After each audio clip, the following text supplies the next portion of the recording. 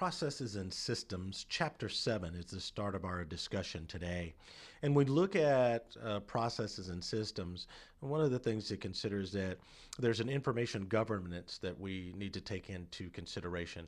There's BPM, which is business process management, critical thinking as one of our elements of discussion, fact gathering is important, as well as Kaizen, which we'll get into more detail on each one of those.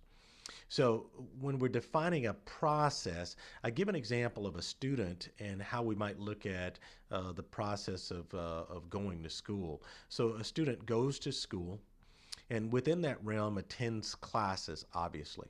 Once they are attended classes, there's a certain amount of studies and completion of homework or work that they do that is necessary to continue in the class. And then they acquire knowledge, and then they are assessed by grade. So this is an example of a process by which we could manage if we relate it to our discussion about our management plan. If we look at systems and defining a system to manage, let's continue with our example of a student. So we have a successful student. So why are they successful? It's because the system's been set up that has quality subject matter in it, and it's being supported by the administrative staff or the managerial staff, in this case, of the organization.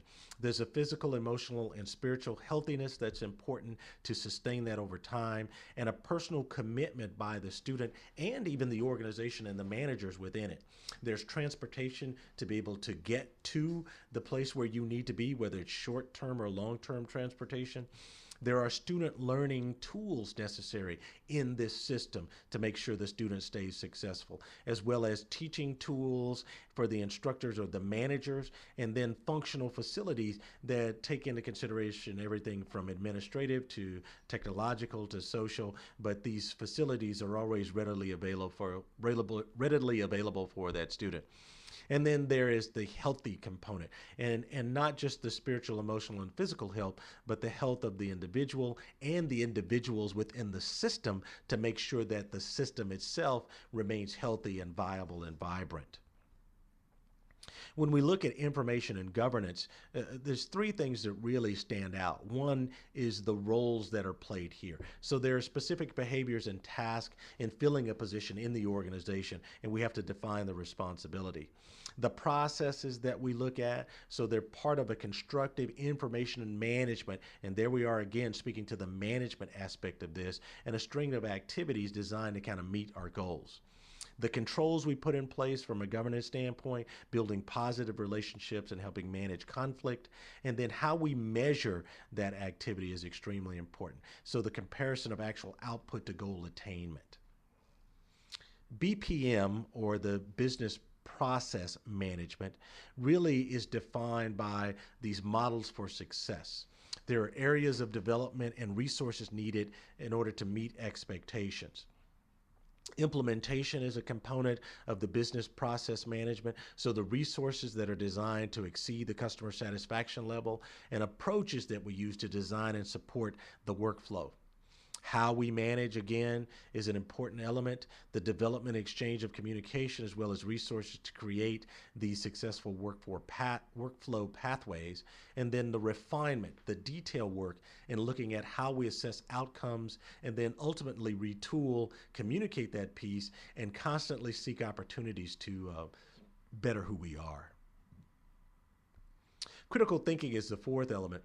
And the approach in critical thinking is extremely important because typically the approach should be to be open-minded in what you do, predictably sequential, but content being somewhat unpredictable. So you have this element of innovativeness to be able to take on new things, create a path or direction you want to go in, test your conclusions, put yourself in a position to incorporate the thought that comes out in our critical thinking, and then provide opportunity for ourselves as well as consistently evolve in the process. Now, that said, the results that we should look at when we start to think critically really kind of go down this path of being able to mitigate bias, cultivate a pattern for logic in many ways, reassess the outcomes so that we can make sure we're on the right path and continue there, expose any assumptions that are out there so that we can get them off the plate, challenge resolution as much as possible, and be inclusive in the communication structure as well as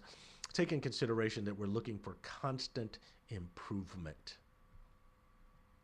Last but not least is the fact gathering for decisions. Ultimately, we want to be able to make good, solid decisions about our processes and systems and taking us through them. So one way to look at this from a fact gathering standpoint is to say that we have to identify challenge, we have to identify statement of need, we ID need analysis, we query in the solution decision process, and then we consider what solutions are out there.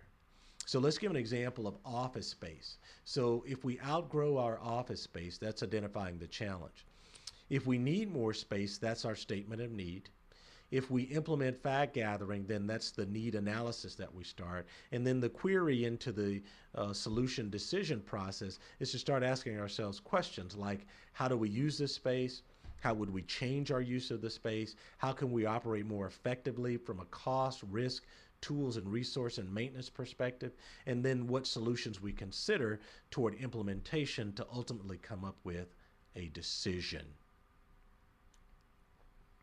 Last but not least is Kaizen. So what is Kaizen?